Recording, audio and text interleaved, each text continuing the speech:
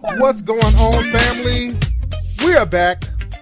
Welcome to the Tariq Nasheed Radio Show. I am back, and I'm ready to chop up some good game. Let me get these phone calls. A lot of phone calls coming in. I got a special call, by the way. This is a special call right here before I even get into the good game. What's up? What's on? Who's on the phone right now?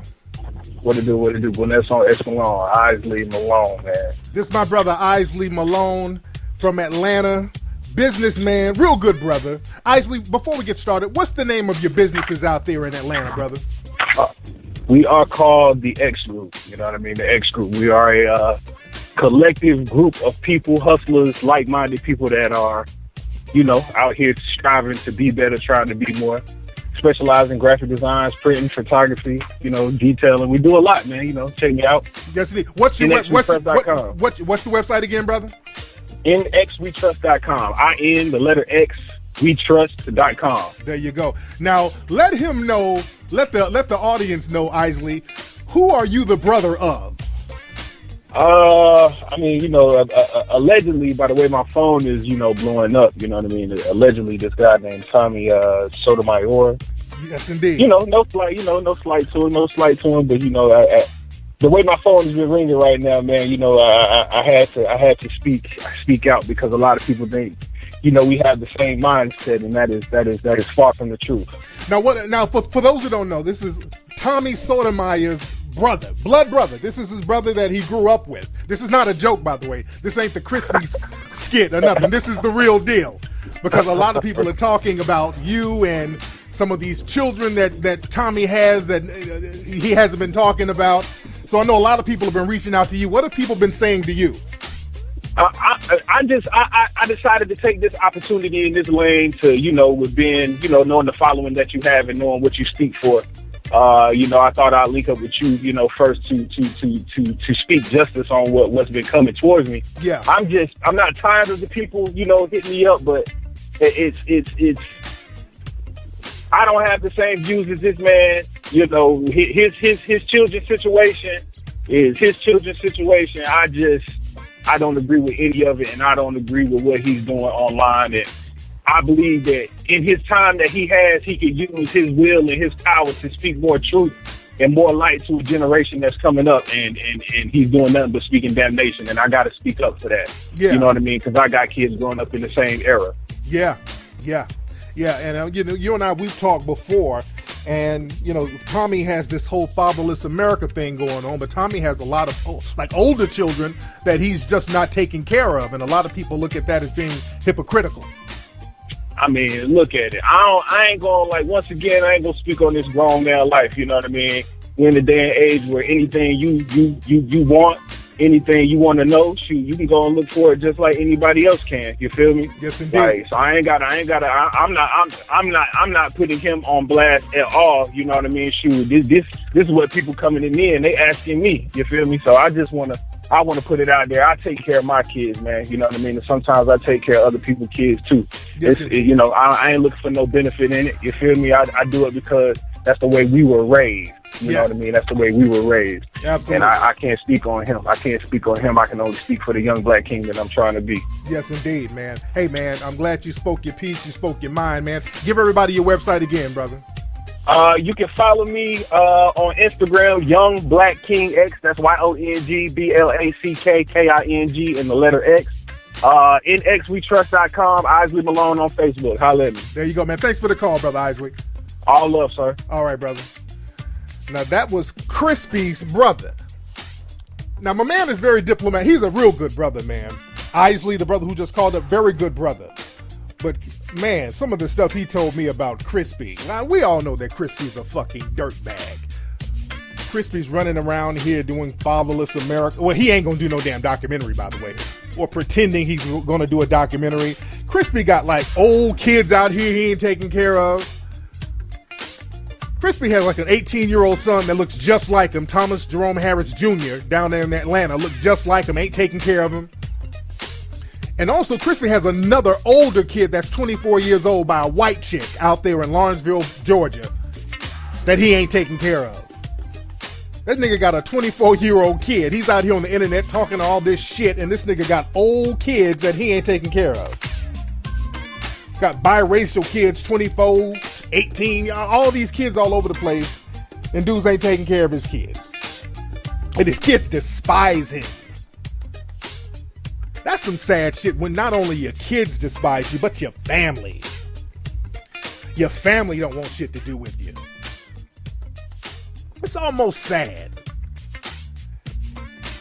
And Brother Isley, he sent me a picture of Tommy as a kid, my nigga. I might have to do an emergency live Ustream show tonight. I might have to do a live Ustream with that. But I just find it real interesting. And again, let me just look. Most of my audience, y'all don't even know who I'm talking about, by the way. Because I'm talking about this internet troll that we call Crispy.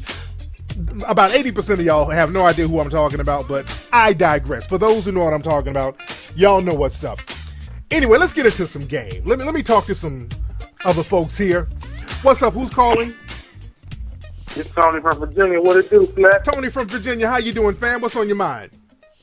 Oh, yeah, I was listening to this white rap. I don't know if you're familiar with them, called Stitches down in Florida.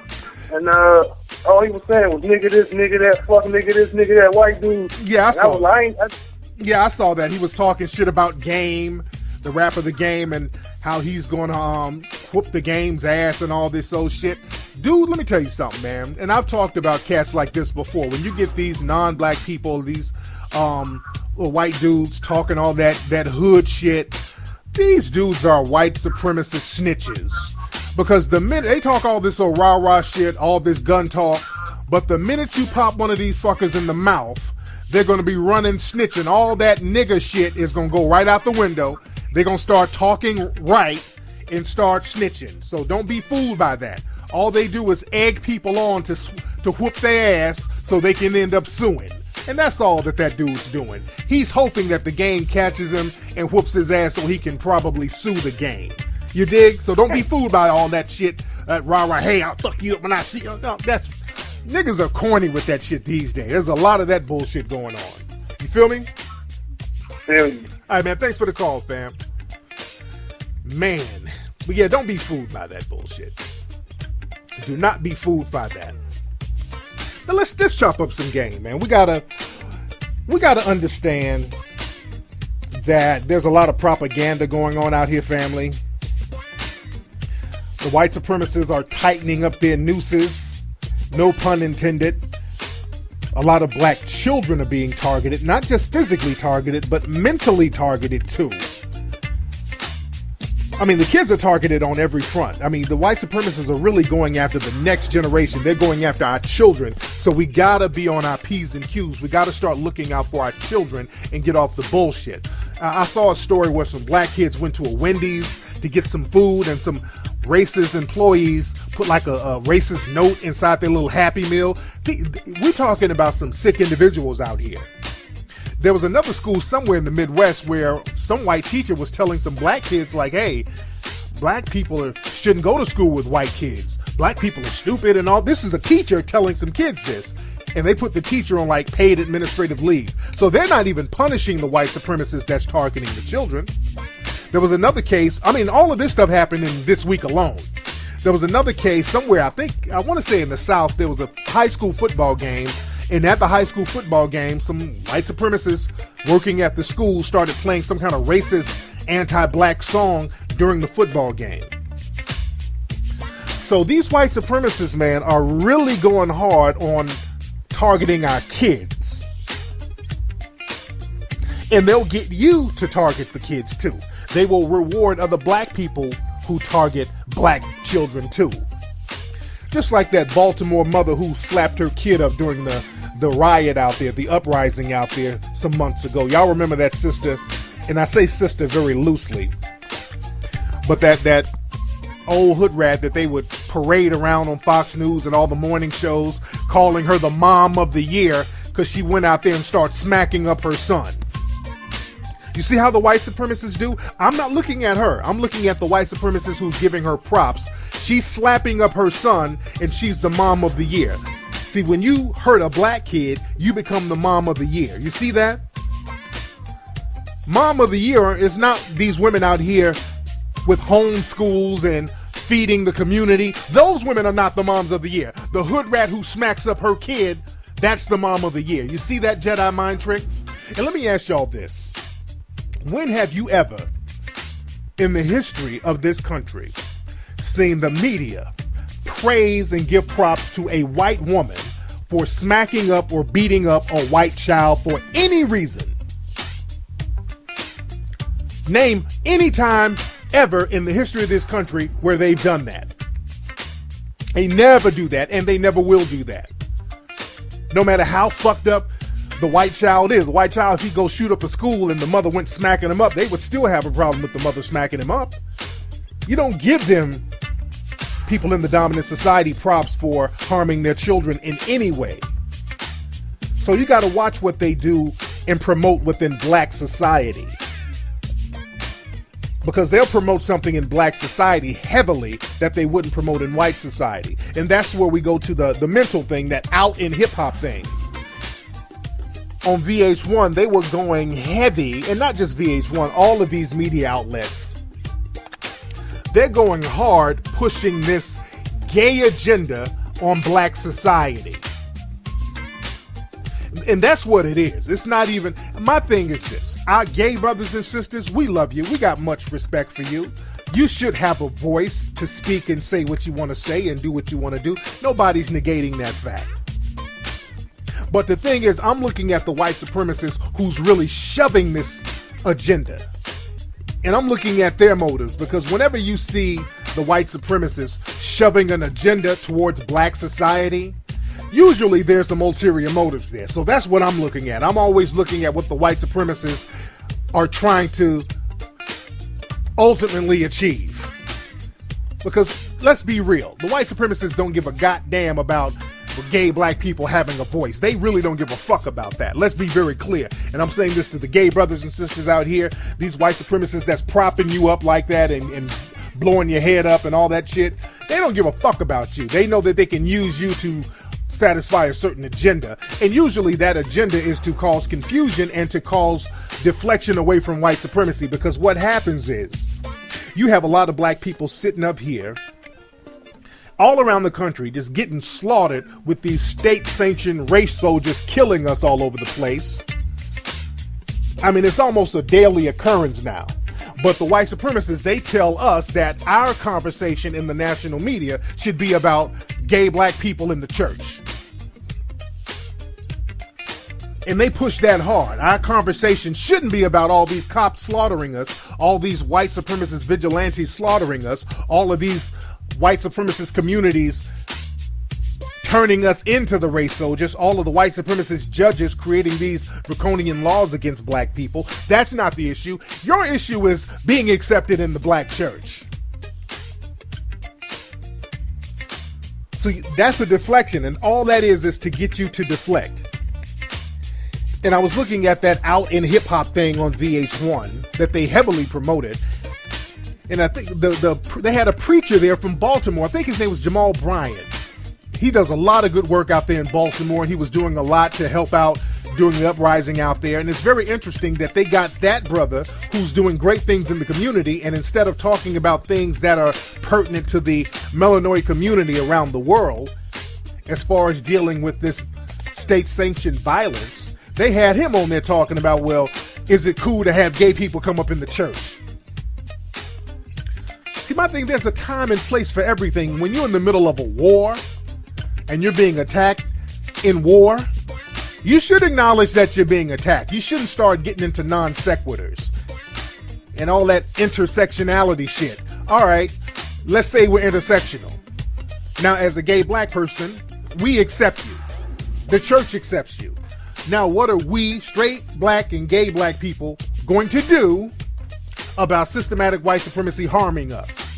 Because these cops and these race soldiers out here, they're not stopping and asking you, hey, do you like dick or pussy? They're just shooting to kill right now.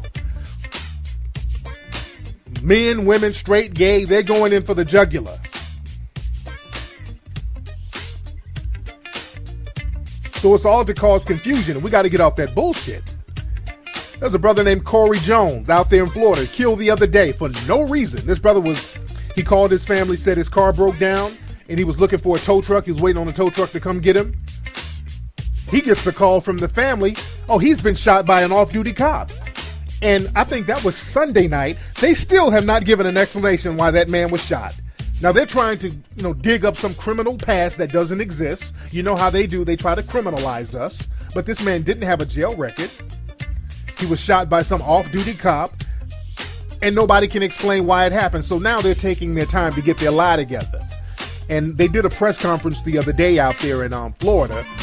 And they used that same excuse that they used for Trayvon Martin. Well, there was a high burglary in the area, and the police officer wanted to investigate him. That's the same shit they said with Trayvon Martin. These white supremacists got all their lies and ducks in a row when it comes to dealing with us.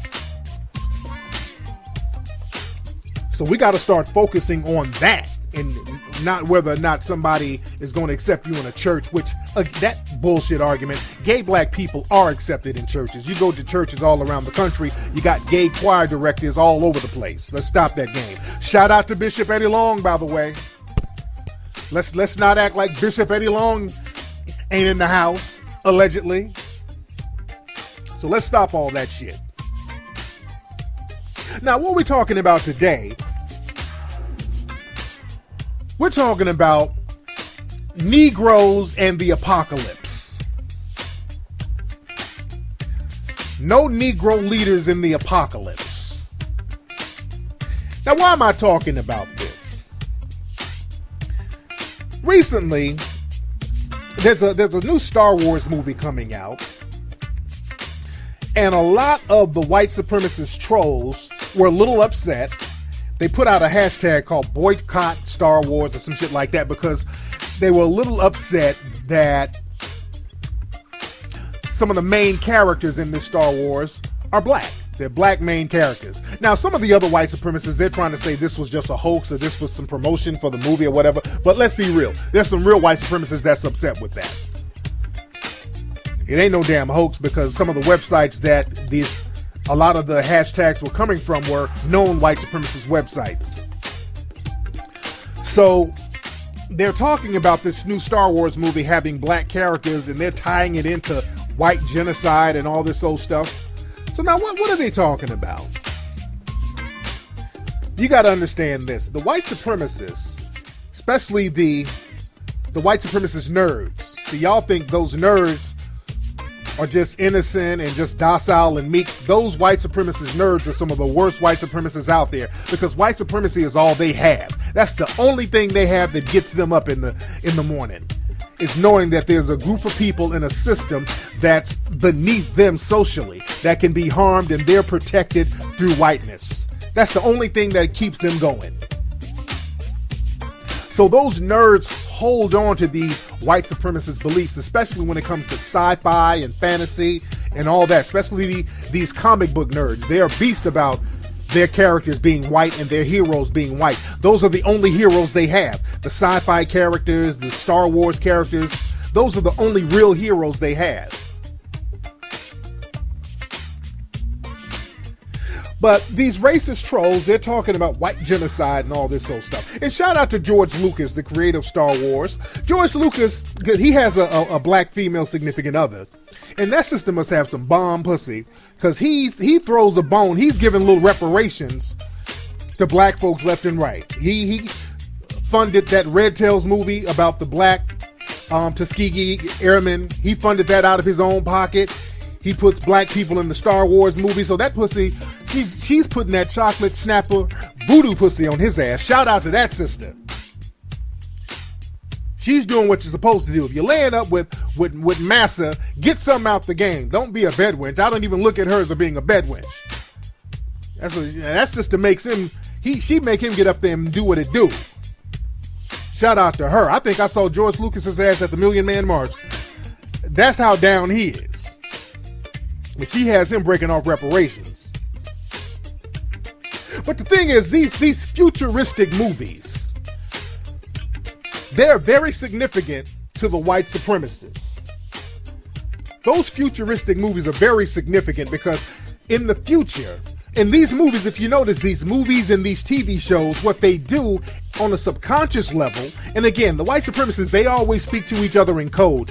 Black folks, we don't know how to pick up codes for shit. You gotta spell shit out for black folks, and we still don't get it. But the white supremacists, they really understand code speak, and they can take codes and run with it. Now, most of these futuristic movies and apocalyptic movies, they're basically codes teaching white society how to survive just in case the system of white supremacy breaks down. Because see, the only advantage that the white supremacists have over black people is a system that creates unfair advantages for those classified as white. That's the only thing that keeps them going. That's the only thing that keeps them winning, to be honest, is having an unfair system. That's a whole system that's unfair. They know it. That's why when we walk around talking about we want equality, we're not getting equality, the white supremacists in the back of their mind, they're like, duh. Yeah, of course you ain't getting equality. We set it up so you're not getting equality. We didn't work this hard so you niggas can be equal. They know that. So these movies are giving little codes to the white supremacists, telling them what to do and ways to survive when white supremacist society breaks down and there's no system to be maintained. Black folks need to pick up on this. And these white supremacists are ready. You got a sneak peek of this down in Hurricane Katrina. Down in Hurricane Katrina, the system broke down for a week out there. The system totally broke down. And what happened? While black people are floating around dead, hauled off into a damn concentration camp, which was the Dome down there. That was a concentration camp. Black people are begging and hungry, while the white supremacists are running around with guns picking you off. They were down there killing black folks left and right. Thousands of black people were murdered during Hurricane Katrina, and they don't even talk about it. And truth be told, there's a lot of untold murders that's been going on in history with black people. We got a story on melanoidnation.org. Go to melanoidnation.org. We talked about some of the concentration camps that were in America after the Civil War. They called them contraband camps, and millions of black people were killed in these concentration camps. One in particular was down in Natchez, Mississippi. It was called the Devil's Punch Bowl, and within a year's time span, about 20,000 black people were killed in this concentration camp, and nobody really talks about it in history. We got a story on that, about that at melanoidnation.org. You need to go check that out. But the thing is, family, these movies, these science fiction movies that takes place in the future, and these apocalyptic, post-apocalyptic movies, they are all about white supremacist survival mechanisms. Because look at the trolls. They're upset about black folks in Star Wars. Now, Star Wars, they got all types of weird characters they ain't got a problem with. They got Wookiees, R2-D2, Yoda, whatever the fuck he is, Jar Jar Binks. They're cool with that. They're cool with Chewbacca. They're cool with Darth Vader. They're cool with the Stormtroopers. They're cool with Jabba the Hutt, whatever the fuck he is. But Negroes? Oh, hell no. Negroes in the future? Oh, no. No. We don't want Negroes on our other planet. That's the point of getting another planet, so we can survive without the Negroes genetically annihilating us. That's the whole purpose. And if you look at all these movies, look at these movies and you see why these white supremacists don't like them. Like Thor. They had one part in the movie Thor where Idris Elba was playing a certain character that was in the comic books. And the white supremacists were mad at that because he was a guardian in the Thor movie. They're like, oh no, we can't have niggas out there with weapons. Not in the future on another planet. We can't have that. That's why they had a problem with that. That's why they didn't like the movie After Earth with Will Smith and his son Jaden. It was a futuristic movie, After Earth, where people go and colonize other planets after Earth, and they had two black people running shit. The white supremacists said, oh hell no with this movie, no. Oh no, we can't have Negroes running shit in the future in the other planet. No. They were pissed off at that movie. They panned that movie. The movie wasn't bad at all, but they made it seem like the acting was bad and all that. No. They just didn't like the concept of Will and his son, black people, running things in the future. You're not supposed to have that. That's why they also complain about the black girl in the Hunger Games. Remember that? There was a whole big brouhaha about one of the black characters. There was a character who was a black girl. In the book, they didn't know what color she was, but in the movie, she was a black girl in the Hunger Games movie, and that's another movie that takes place in the future. They were complaining about that.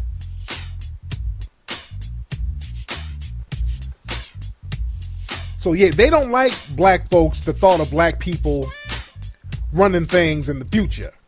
They don't want black people to be the main survivalist in the future. They don't want that.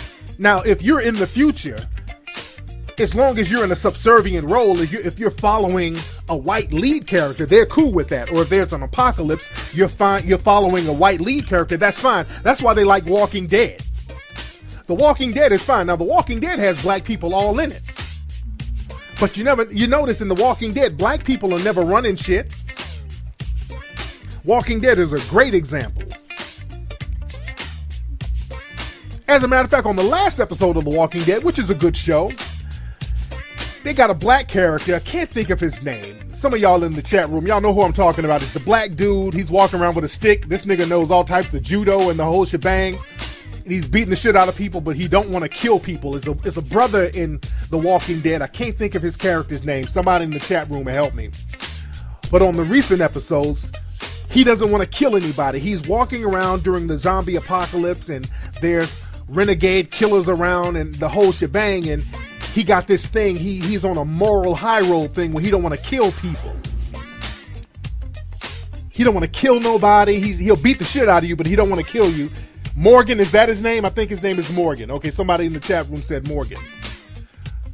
But all the white characters, they'll kill somebody and stab them at the drop of a hat. And there's a white girl on this last episode. She was walking around in the movie, on the Walking Dead show. She kept putting the word JSS all over the place, and that stood for Just Survive Somehow.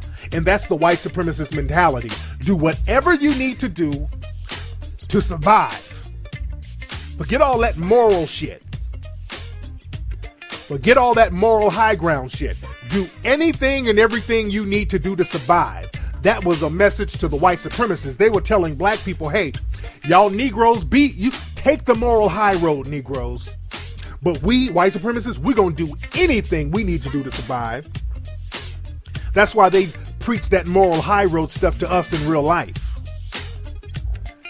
Hey, black folks, I know somebody just shot up your church and shot your grandma up and your dad up and your mama up, but take the moral high road and forgive. The white supremacists don't forgive shit, but they want us to take the moral high road. See, black folks, we got to start JSSing. We got to start just surviving somehow. But you look at The Walking Dead, that's a great example. The black characters are always the bumbling, subservient black people. They love a subservient nigga in the future. They love a motherfucker like T-Dog. Y'all remember T-Dog from The Walking Dead? Just a big old nigga, big swole for nothing, bucket-fed, corn-fed nigga who just fell tripping all over himself. And you see with the big black guys, even there was a character on Walking Dead named Tyrese, the big old black burly dudes, they got them niggas babysitting. They always have the black dudes while the white men and women are out there fighting and paving a way to survive and trying to find civilization. They got the niggas, the big old swole niggas, babysitting the kids and doing dumb shit to get killed. And they got on the recent episodes, they got like a black preacher. He's running around sniveling and groveling on every episode. I hate seeing him. I wish a zombie eat this motherfucker myself.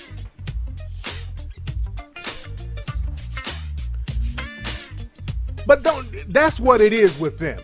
The white supremacists, they don't want to see us running things in the future, and they've always had a problem with black folks in these futuristic movies. They want you to be in a subservient position so they can control your numbers, because that defeats the purpose of being in an apocalypse. If black folks are running things, that means that the white supremacists, they're going to be dying out. That's their mindset. Anyway, y'all, let me get up out of here, family. That's been today's episode of the Tariq Elite Radio Show. Don't forget, go to hiddencolorsfilm.com to get Hidden Colors 1, 2, and 3 if you have not seen it. And I'm pretty sure everybody has seen it. Go to TariqElite.com. Get all that fresh fly gear. Follow me on Twitter at Tariq Nasheed. Ladies and gentlemen, and I'm going to holler at you on this Sunday's Ustream.